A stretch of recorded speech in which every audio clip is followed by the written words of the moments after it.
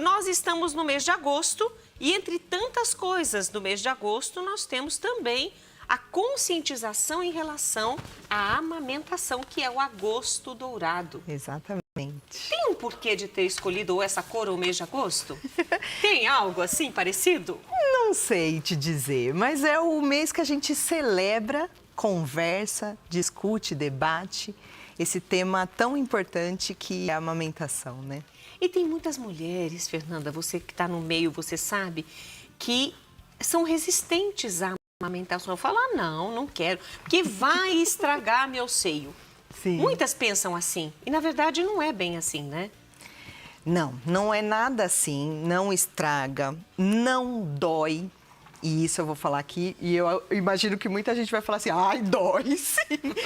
Mas, gente, amamentar, onde que é? Ali, não dói, não dói. Se tá doendo, é porque tem coisa errada ali. Entendi. Né? Então, essa mulher não precisa sofrer tanto. Não é para ser tão ruim, não é para ser tão dolorido, não é para estragar o corpo, muito pelo contrário. É uma coisa divina, maravilhosa, e que hoje em dia a gente tem muita discussão, muito apoio, muita gente para estar junto com aquela mulher, para que ela consiga, né, amamentar os seus filhos de forma mais tranquila. Inclusive, esse é o seu trabalho. Você orienta mamães a respeito da amamentação. Você começa antes, já na gravidez? Sim, o ideal é a gente já começar antes, né?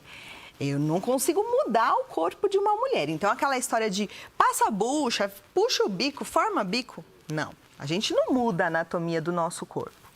Mas a gente já consegue se munir de muita informação, o que é muito importante, e eu já consigo passar técnicas para essa mulher. Então, técnica de posicionar o bebê no colo, o bebê, como ele pega o peito dessa mãe, tudo hoje tem técnica para que essa mulher consiga encaixar esse bebê de forma correta, para que ele consiga, primeiro, não machucá-la e, segundo, tirar o leite dali daquela mama de forma adequada, para que ele consiga se alimentar, engolir aquele leite tranquilamente. Se o bebê está fazendo a função dele tranquila, provavelmente tudo vai acontecer mais natural. Essa mãe que recebe essa informação, se ela coloca em prática todas as suas orientações ou recebe estas informações que você disse que passa para que ela tenha uma amamentação mais tranquila, prazerosa para ela, deve falar, eu estou amamentando meu filho, porque isso é um prazer muito grande. Sim. Você saber que você amamentou seu filho e está fazendo bem para ele. E o bebê, em contrapartida, também se nutre muito mais com o leite da mãe do que com o leite comprado na farmácia. Exatamente. Não desmereço, porque, enfim, tem N casos. Tem mulheres que às vezes não conseguem amamentar mesmo. Mas esse ponto da amamentação, nesse ponto de paz, bebê mama direitinho, a mamãe fez tudo direitinho, tudo bem. Quando que a amamentação passa a ser um problema? Para a mãe ou para o bebê? Existem muitos problemas que podem acontecer. Então, quando a gente começa na gestação, a gente já consegue sanar algumas dúvidas, algumas técnicas. Mas cada caso é um caso, então a gente precisa observar. Por isso que é importante começar na gestação, mas quem me contrata, por exemplo, continuamos até que esse bebê nasça. Porque a gente tem uma relação chave e fechadura, né? Enquanto tá grávida, eu só tenho ali o lado da mãe. A gente precisa ainda ver o lado do bebê.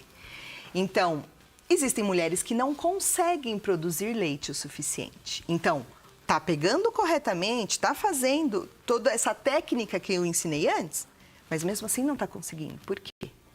Não tem leite. Mas por que não tem leite? Isso eu também já consigo talvez prever na gestação. Porque uma mulher saudável, capaz de gestar, provavelmente será capaz de amamentar, porque é um ciclo. E o fim do ciclo... O próprio organismo... Exatamente, o nosso corpo é perfeito. Então, se você foi capaz de engravidar, você será capaz de amamentar. Provavelmente, mas... Eu vou até parar no provavelmente, porque a gente vai fazer o seguinte. A gente dá uma paradinha rápida, vai para o intervalo e volta, porque eu quero continuar esse tema de amamentação. A gente volta já. Agosto dourado. Gente, nós temos que lembrar de incentivar as futuras mamães que a amamentação é importante para o bebê e, com certeza, para ela também. Por isso, nós recebemos aqui com muito carinho a Fernanda Facundes, que é consultora de amamentação, né? Ela que já esteve no mercado de trabalho, o normal, banco, aquela correria, aquela coisa estressante. Sim. Mas você resolveu pegar essa parte gostosa de receber uma nova vida. Sim. Com todo o carinho, né? Através, principalmente, ensinando a mamãe a amamentar seu filho. E nós paramos no bloco anterior, você ia falar provavelmente porque cada mãe tem, às vezes, um problema, e você falou sobre não produzir a quantidade de leite suficiente. Isso pode ser um problema, e quais outros problemas que podem advir dessa amamentação? Então, estávamos falando que ela talvez possa não produzir o suficiente, por quê? Ela pode ter algum problema de saúde. Então, um hipotireoidismo, hipertireoidismo, diabetes gestacional, pressão alta, enfim, qualquer problema que essa mulher tenha na saúde pode afetar de alguma forma. Então, isso a gente já consegue conversar na gestação e talvez tomar algum chá, alguma coisinha natural para que o corpo também consiga trabalhar melhor. Mas também existem as mulheres que produzem muito leite. E isso também pode se tornar um problema, né? Porque se você produz mais leite do que o seu bebê mama, esse leite pode empedrar. E eu não sei se alguém já teve um leite empedrado que está nos assistindo, mas dói muito. Dói. E se não cuidar, vira uma mastite, que é uma inflamação. Então, isso também faz parte dos cuidados, daí quem assiste com a amamentação. Nesse caso, a orientação é doar esse leite, parte desse leite? Depende do momento em que isso acontece, né? Porque no começo, logo que o seu bebê nasce, o seu corpo ainda está num processo de autorregulação de produção. Então, por isso que as mulheres sentem aquela coisa de meu peito está cheio, meu peito esvaziou. O peito cheio, quando o bebê está chegando a hora dele mamar, o peito está desse tamanho. E vaza tudo. Vaza. Depois que o bebê mamou, fica vazio. Com isso, com o tempo, isso vai melhorando. É o processo de autorregulação. É o seu corpo entendendo o quanto precisa produzir, o quanto aquele bebê mama. É um bebê? São 2 bebês, né? Aquele bebê é um bebê guloso? Não é guloso? Então, o seu corpo tem esse tempo. Se a gente começa a doar durante esse processo, pode ser um pouco perigoso, porque aí seu corpo pode entender que são 2 que precisa produzir mais. Entendi. E aí a mulher vira dependente daquela, tem o bebê mamando e a ordenha na bomba para doar. Se essa mulher por acaso precisar parar, o corpo vai sentir e vai empedrar, então a gente tem que tomar cuidado. Eu sempre oriento a gente começar a doar depois desse processo. Vamos passar a autorregulação, ali os 3 primeiros meses, mais ou menos. E aí depois, sim, aí é maravilhoso. As mulheres que podem, querem e conseguem encaixar na rotina. Ajuda outros bebês, bebês de UTI, aí isso é maravilhoso, né? Tem alguns bebês que têm a dificuldade de pegar porque o bico da mãe é invertido. Esse bico não saindo, a criança não tem... Tem técnica para isso também? São bicos desfavoráveis, né, que a gente fala. O corpo da mulher. Então, eu falei, a gente não consegue mudar o corpo, né? Não consigo formar um bico, puxar, enfim, a gente não consegue. O que a gente consegue fazer? Primeira coisa que eu digo, bebê não mama bico, bebê mama areola. Então, talvez mesmo com esse bico plano ou invertido, se for uma pele que é bem elástica, a gente consegue dar uma puxadinha ali, esse bebê talvez consiga mamar. Então, primeiro a gente precisa esperar o bebê nascer para ver o que vai acontecer. Mas depois, existe um bico de silicone, que não é a nossa primeira opção. Não, a gente quer que o bebê encoste no corpo. Mas existem ferramentas, né? Para que a gente consiga que esse bebê mame de fato. E aí é caso a caso. Mais uma vez, a gente precisa olhar, tentar primeiro, colocar esse bebê no peito.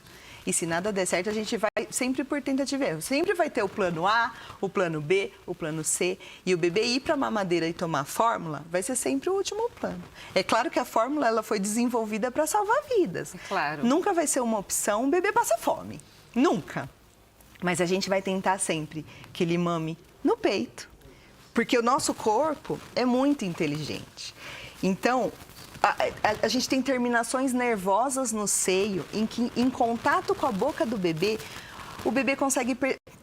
O nosso corpo consegue perceber, por exemplo, se esse bebê está com febre.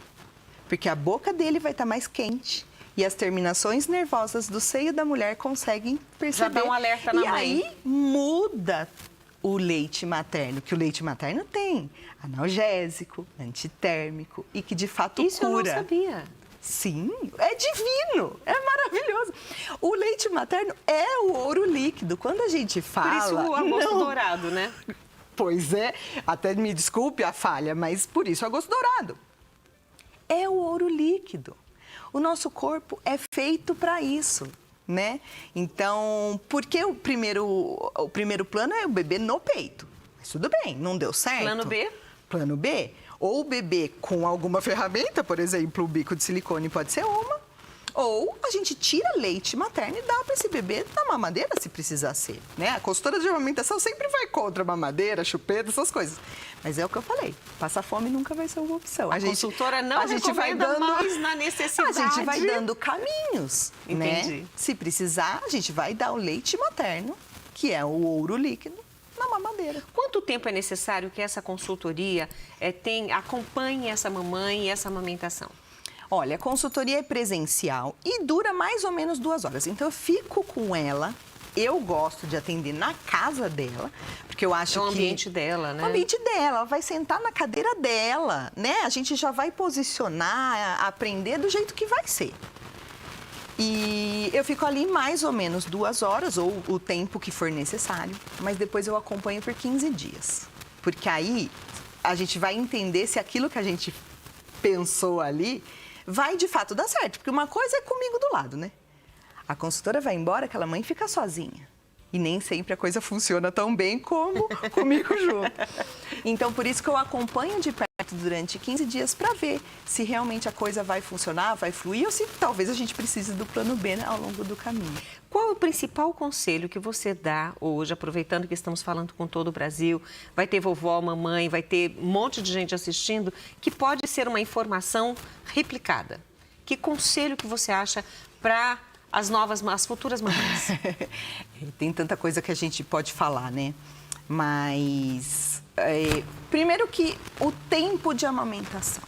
Então, amamente exclusivamente durante 6 meses. É isso Só que peito. a Organização Mundial da Saúde fala. Nem sou eu, Fernanda. Então, durante 6 meses esse bebê não bebe água, não toma chazinho, nada. É só leite materno. Depois dos 6 meses... é interessante e importante que esse bebê mame até os 2 anos. Até os 2 anos ainda traz muitos benefícios. E quais são esses benefícios? Prevenção a doenças graves, mortalidade infantil, vínculo, aconchego, segurança, resolve qualquer tipo de problema, como a gente já falou, febre, às vezes cai no chão, se machuca, está sentindo dor. Tudo isso o leite materno ajuda. Além de desenvolvimento orofacial, os músculos. Um bebê que mama peito mexe 70% mais de músculos do que um bebê de mamadeira. Então, imagina, como que vai desenvolver o rostinho dessa criança? Também é diferente. Um bebê que mama peito, provavelmente, no futuro, dorme melhor, come melhor. Ou seja, uma criança saudável. Gente, é uma criança, é outra criança e futuramente será outro adulto, é outra saúde. Nós conversamos com Fernanda Facundes, nós vamos disponibilizar, ela é consultora de amamentação, tá aí o contato dela, nós vamos colocar a Fernanda aí com os contatos dela, basta você entrar em contato. E a gente hoje teve o prazer de receber aqui, meninos, muito obrigado pela presença de vocês também, né? O Luiz Miguel, o Daniel, espero que vocês voltem mais vezes. Fernanda, obrigada por estar conosco. Obrigada a você pelo convite, foi uma honra estar aqui.